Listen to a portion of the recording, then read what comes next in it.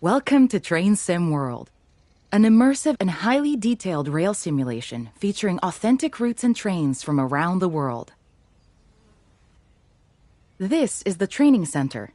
Here you can learn about how to navigate and interact with the world, as well as how to operate the many trains. Let's start by looking around. Find each of the markers and look at them.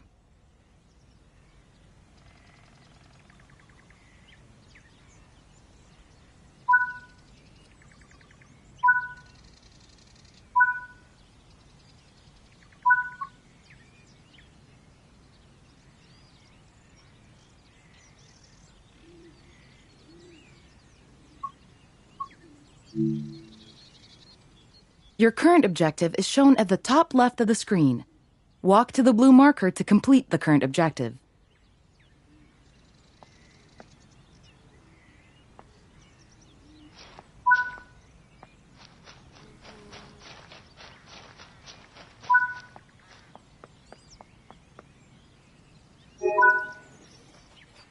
You've been awarded some action points. These are displayed in the top right corner of the screen and count towards your overall experience level for the game. This is one of the many types of route tasks to be discovered. Keep an eye out for many more types and styles of route tasks, which can involve placing, collecting, or fixing a variety of things. Head into the main building, and you'll continue your induction there.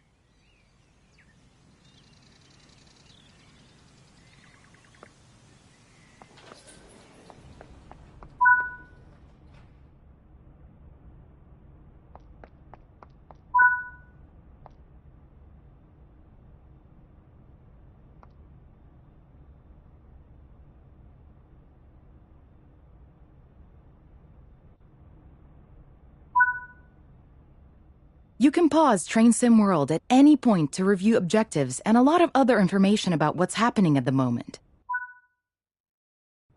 Try it now, and then return to the game after you've had a look around.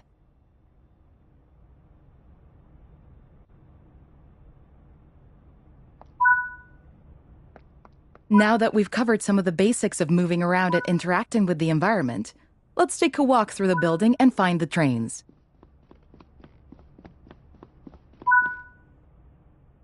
This is Central Square. From here, you can explore the main training center depot and surrounding yards.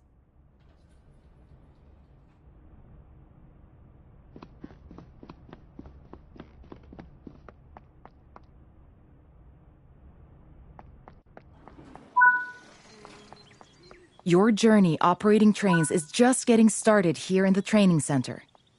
Remember, you can always come back.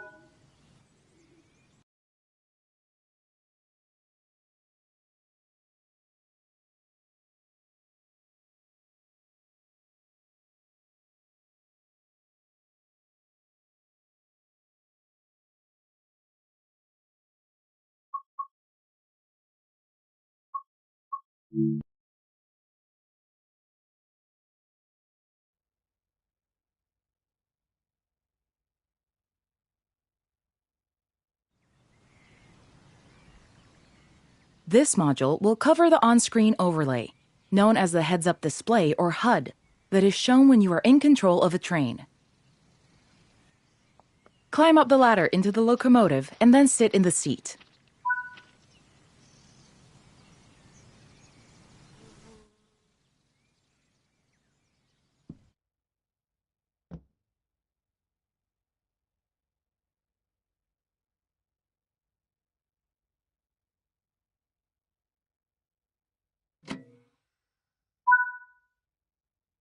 Welcome to the most important seat in the train. While sitting here, you'll be in full control. Before you think about moving the train, though, let's look at the HUD overlay that's appeared on the bottom right. The heads-up display is a guide to what your train is doing. The main part of the HUD is the speed display. A white bar will appear around the outside to show your current speed, and the red mark indicates your maximum permitted speed. This is the direction display. An arrow will indicate forward, reverse, and neutral directions. This is the power display. A number will indicate what position the power or throttle control is in. These are the brake indicators. The exact ones shown will vary by train and will often be visible in the train itself on various gauges.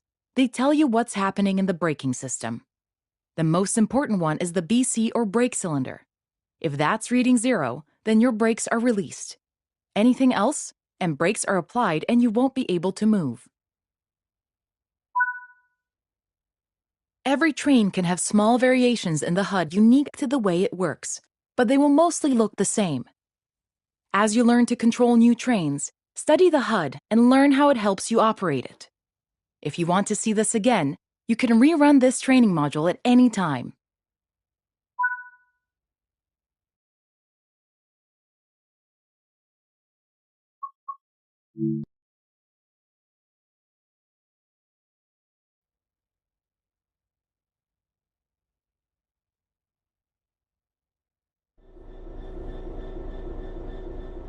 In this training module, you're going to look at making the train move and then bringing it to a stop again.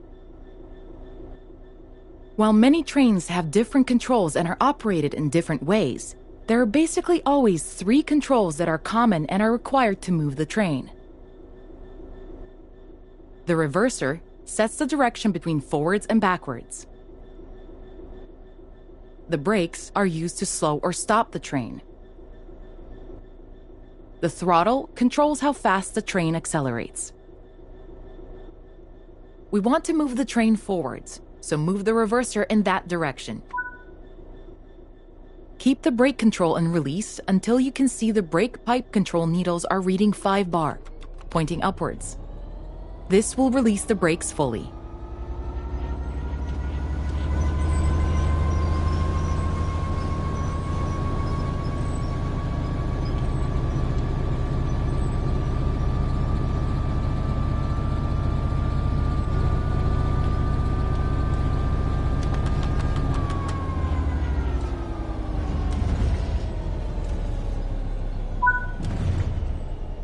Watch the brake cylinder, or BC gauge, to see it gradually reduce to 0, which tells you that the brakes are now fully released, and apply some throttle to get the... Now that you've reached your target speed, you can move the throttle control back to 0. The train will then coast on level ground, and the train will only slow down very gradually.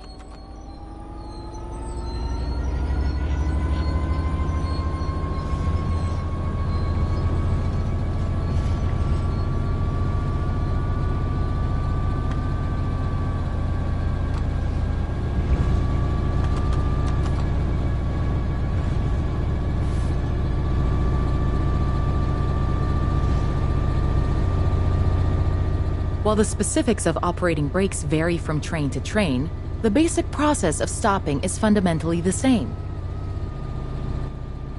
Bring this train to a complete stop by holding the brake control in the apply state until you see the brake pipe control needle in the center of your cab desk showing about 4 bar. The amount of braking you'll need to apply also varies depending on whether you're going uphill or downhill, and how... That concludes this module. Restart the module to learn the steps again, or move on to the next module.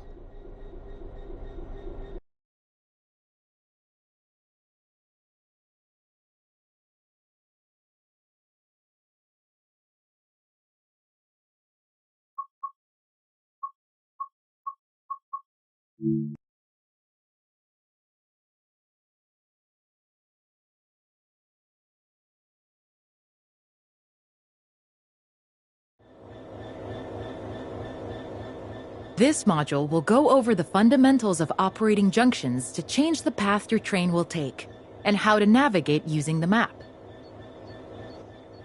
Most rail lines around the world are controlled remotely by a signaling center or dispatcher. From the perspective of the train, the direction taken is automatic. But within yards and depots, many small and frequent movements are required. This makes remote control of the track impractical. In these locations, the direction taken is manually controlled. You can set junctions by either walking up to them and interacting with them, or going to the 2D map and changing them from there.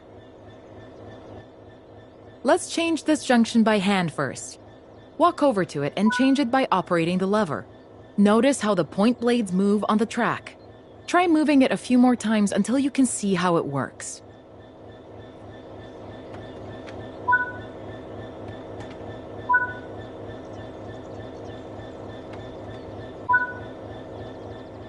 Let's head over to the train, and then we can look at the map.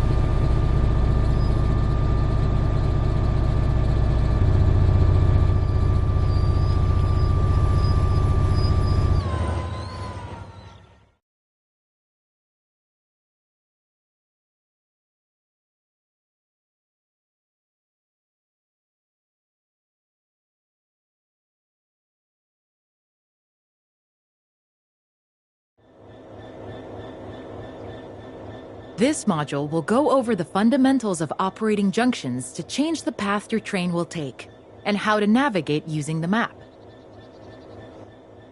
Most rail lines around the world are controlled remotely by a signaling center or dispatcher. From the perspective of the train, the direction taken is automatic. But within yards and depots, many small and frequent movements are required. This makes remote control of the track impractical. In these locations, the direction taken is manually controlled. You can set junctions by either walking up to them and interacting with them, or going to the 2D map and changing them from there. Let's change this junction by hand first. Walk over to it and change it by operating the lever. Notice how the point blades move on the track. Try moving it a few more times until you can see how it works.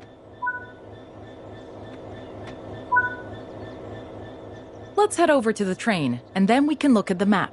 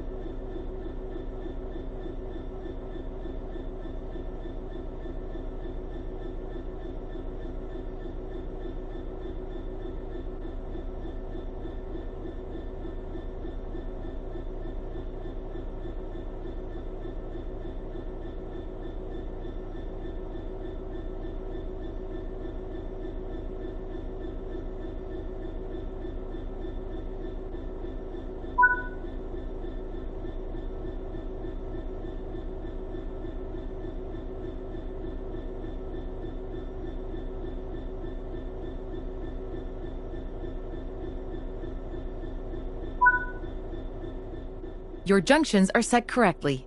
Let's get the train moving and see it all working. If you can't remember how to make the train start and stop, there is a training module you can rerun to remind yourself.